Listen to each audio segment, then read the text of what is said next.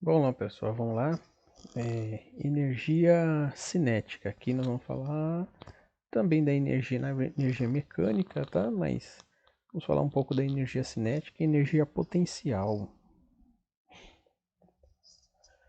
Bom, definir a energia é muito difícil, mas nós costumamos em física definir como a capacidade de realizar um trabalho. Por exemplo, a energia elétrica, a energia nuclear, que está aí na foto, a energia solar, são tipos de energia, tá? Mas elas são muito importantes no nosso dia a dia. Nós vamos entender um pouco melhor isso, como isso acontece no nosso dia a dia. Então, o estudo da energia está dividido em três tipos. Nós temos aqui a energia cinética, que está relacionada ao movimento, a energia potencial, relacionada à gravidade, e a energia mecânica, que é a relação entre as duas aqui, tá? Nós vamos entender melhor um pouco à frente. Então, as transformações da energia mecânica. Por que um carrinho da montanha-russa não precisa ter motor? Na verdade, ele tem um motorzinho, né? Que ele, como se fosse uma esteira, uma engrenagem, que carrega esse carrinho até o topo. Depois que ele é carregado até o topo, aí dali para frente solta-se apenas. E ali o que trabalha? Aí é energia potencial e energia cinética, tá? Que acontece ali.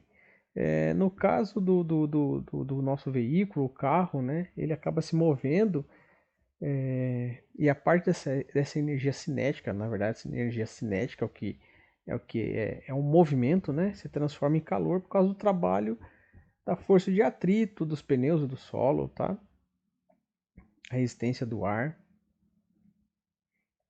Bom, e no caso, ao frear, por exemplo, na energia cinética do ônibus, se transforma em energia térmica nos freios. Então a energia, pessoal, ela é transformada, tá? Então no caso aqui, o ônibus está numa energia cinética relacionada ao movimento, e essa energia é transformada em térmica, né? Calor, devido ao freio. Que, por outra vez, essa energia dos freios térmica também se transforma numa energia sonora, né? Faz aquele barulho da derrapagem, da engrenagem, do atrito ali do ferro com ferro, né? Bom, energia mecânica e esses sistemas conservativos. Aqui uma perguntinha, ó. Você já reparou que uma montanha-russa, a altura em que o carrinho inicia, a primeira descida é maior dentre todas? E que, portanto, ele não atinge essa altura em nenhuma outra ocasião? Mas por que será que isso acontece, né? A gente vai entender um pouco isso aqui, porque isso não acontece devido ao atrito. Veja que aqui a gente tem um exemplo aqui, né, básico de uma montanha-russa. Imagine que esse aqui é o topo maior, né, a maior altura, e depois ele vai atingir outras alturas, né, e ele não vai ultrapassar aquela altura inicial. Então, logo a pessoa percebe que, ao contrário do que ocorre na realidade, a altura inicial do carrinho pode ser alcançada infinitas vezes, né? Mas de outra forma, não aquela mesma altura, mas de outras formas aqui, ó. Então, numa montanha russa, o ideal é que qualquer posição que o carrinho esteja, a soma das suas energias cinéticas e potenciais terá sempre o mesmo valor. Essa soma é chamada de energia mecânica. Então aqui a gente tem uma formulazinha que a energia mecânica é a soma da energia cinética mais a energia potencial. Voltando aqui no caso do carrinho na montanha-russa. Veja aqui. Imagine aqui que tem uma montanha-russa sem atrito, tá? Isso aqui não é uma situação real. Sem atrito quer dizer o quê? Não teria esse contato da rodinha aqui, dessa engrenagem com o trilho, não faria nenhum tipo de perda de energia, tá? Então a energia mecânica que ele possui no início é a mesma na chegada.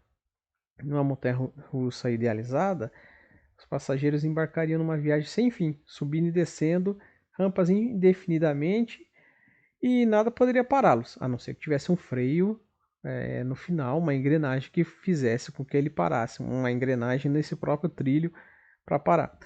Mas isso é para demonstrar o sistema conservativo aqui, que no caso a energia potencial da descida, lá da altura, faria com que esse carrinho descesse e subisse infinitamente da mesma forma, ele não ia parar nunca, mas isso é sem atrito, né? Não é o que acontece. Então aqui a gente tem, então no caso é o sistema dissipativo, ou seja, essa energia mecânica ela acaba sendo dissipada, né?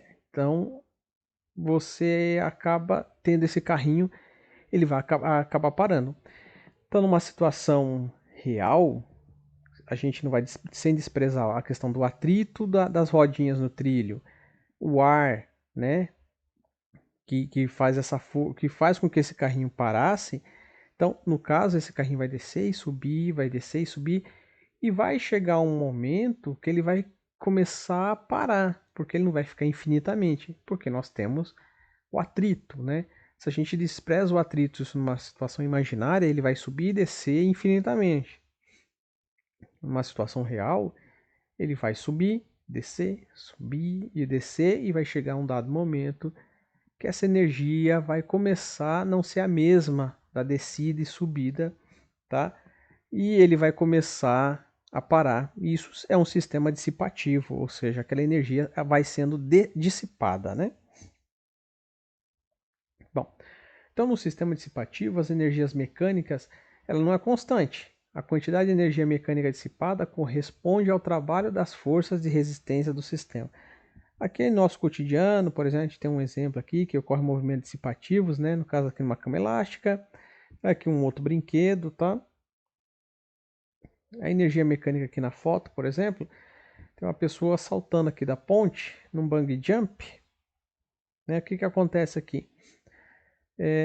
O sistema aqui da pessoa e a corda elástica, ela possui três tipos de energia aqui nesse pulo de bungee jump. A energia cinética, que possui a velocidade da queda, então o movimento da queda é a energia cinética. A potencial gravitacional, o sistema até certa altura do solo, considerando como nível de referência. Então, a queda, tá? E a força gravitacional, né, da Terra exerce a energia gravitacional. E tem energia potencial, que no caso é a corda elástica. Então, quando ela faz aquele vai embaixo, termina e ela vai e volta, vai e volta. Então, a energia daquele elástico se chama energia potencial elástica.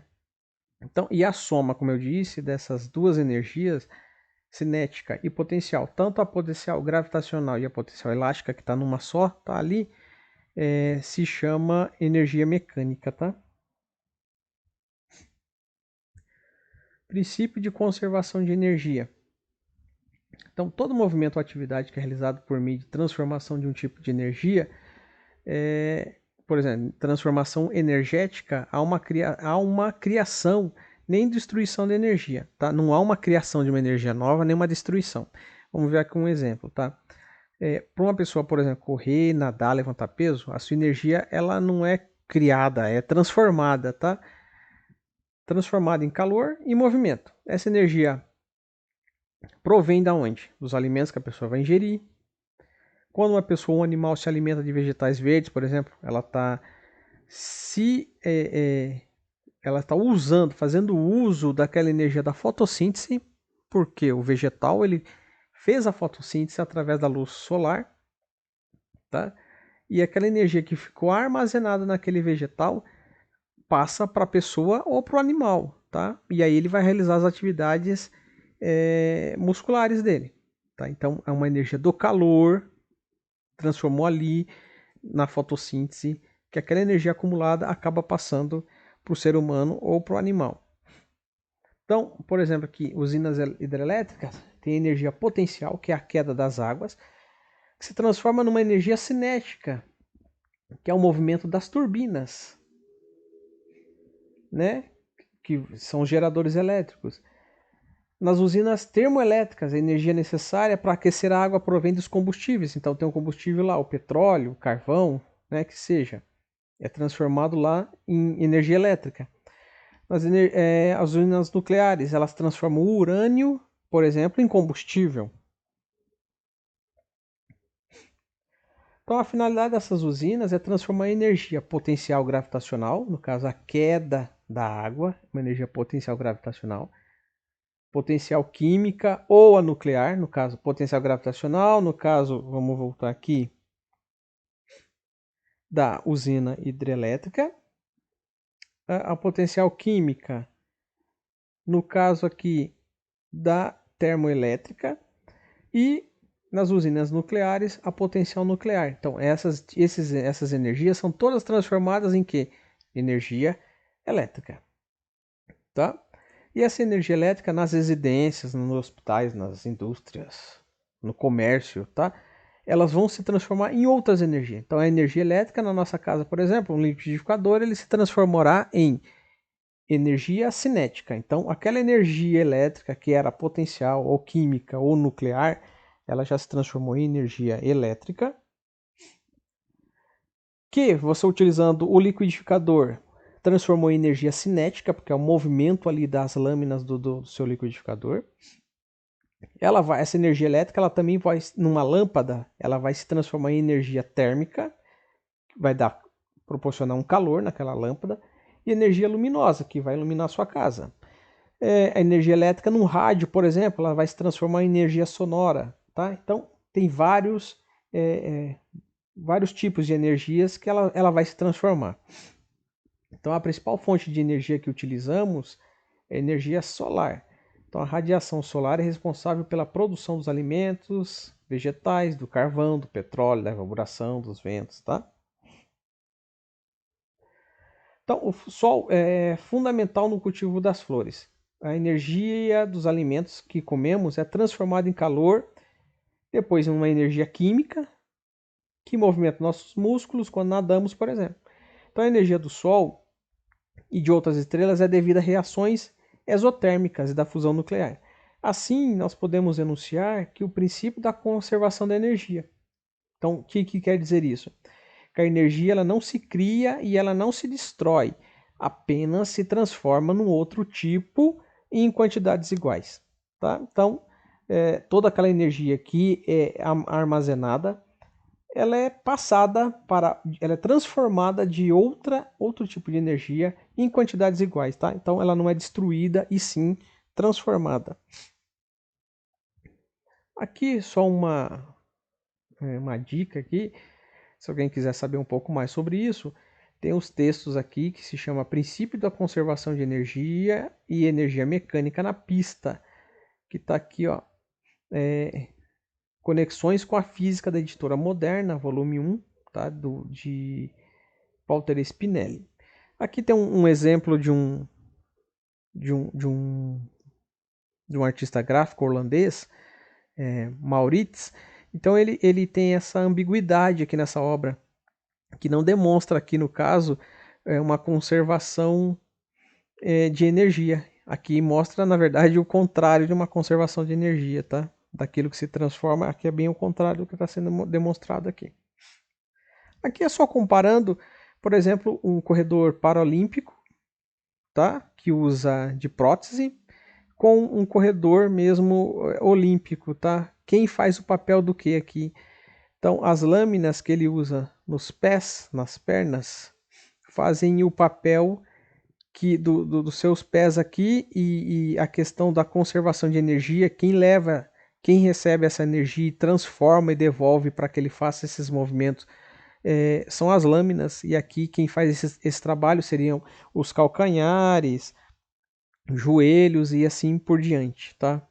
Aqui é apenas um exemplo para mostrar isso aqui. Aqui falando propriamente de energia cinética, como eu disse, para acontecer energia cinética tem que acontecer velocidade, tá? Então A energia cinética está ligada aos movimentos. Então tem que ter velocidade, senão não tem energia cinética. Então a energia cinética é, se um corpo estiver em repouso, sua energia cinética será nula. O corpo que, por exemplo, a moto está paradinha, não tem movimento, não tem velocidade. Então, o que acontece? Não tem energia cinética nula. Aqui nós temos a fórmula da energia cinética, que é massa vezes velocidade ao quadrado dividido por 2, tá? Aqui embaixo está a legendinha aqui, ó. Então a energia cinética é medida em joule, tá? A massa aqui é em quilograma, tá? Velocidade em metros por segundo. Que a gente acha que nós temos aqui um exemplo, tá? Um automóvel de massa 800 kg move-se com velocidade de 10 metros por segundo. Calcule a energia cinética deste automóvel. Então, primeiro retiramos todos os dados das questões aqui da questão. Então, a massa aqui é de 800 kg, a velocidade aqui de 10 metros por segundo. A gente usando a regrinha aqui, ó, EC é igual a m vezes v ao quadrado dividido por 2. Qual que é aqui a energia cinética? A gente substituindo aqui na fórmula, nós teremos o que? A massa, que é o m800, a velocidade ao quadrado, então 10 ao quadrado dividido por 2. 10 ao quadrado dá 100, 800 dividido por, 800 vezes 100, aqui nós chegamos a 40 mil. Aqui no caso, 40 mil joules, tá? Mas isso aqui pode ser transformado na notação científica. Tá vendo aqui, ó? Tem 1, 2, 3, 4 zeros. Então, uma base de 10 elevado a 4, tá? Para não ficar esse número tão grandão, a gente coloca aqui na notação científica. Tá? Que não está errado da outra forma, tá? Não está errado aqui assim não, tá? Mas a gente é comum a gente colocar aqui para não ficar trabalhando com números tão grandes assim, tá bom? E aqui para fechar, sobre a conservação da energia, da energia mecânica de novo. Aqui foi utilizado um exemplo, só para a gente poder entender bem, que o princípio da conservação de energia é aquela história. Aqui, por exemplo, tem um batistaca. E esse batistaca, ele tem algum tipo de energia aqui, ó. Tá? Por exemplo, vamos aqui direto na transformação. Então, tem energia potencial gravitacional, que é a queda lá do batistaca, tá? Ele está caindo. Então, ele tem uma energia gravitacional. E aqui, no caso, a energia cinética não vai ser igual à energia potencial. Por quê? Porque a estaca ali embaixo, que está sendo colocada no solo, ela não vai adquirir não vai adquirir a velocidade com que essa energia potencial está lançando sobre essa estaca, porque ela está entrando no solo. Ela não está solta. É diferente do carrinho lá da montanha-russa, tá? Que ali tem a energia, a variação de energia potencial gravitacional e cinética são iguais. Aqui nesse caso não. Que a energia cinética do caso do bloco, da estaca, que caiu, ela vai se transformar em energia sonora e não energia do movimento, porque vai fazer um barulho. E também vai ter outro tipo de energia térmica, porque aquele vai aquecer de tanto bater, vai batendo, vai fazendo barulho, vai tendo o calor do contato e vai tendo também a deformação do solo, que a estaca vai entrando. Portanto, aqui não aconteceu uma conservação de energia mecânica nesse sistema. Porque a energia tem um dissipador, né? Então, no caso ali, o solo, no caso de entrar aquela estaca no solo, então não está acontecendo uma conservação de energia, e sim está acontecendo uma dissipação, tá certo? Então, tem exercícios lá que eu passei para vocês fazerem do caderno do aluno, e tem mais um outro que eu coloquei aí no esquema do site da escola, tá bom? Então, por enquanto a gente fica por aqui e depois a gente volta com outros mais estudos para vocês, tá bom? Valeu!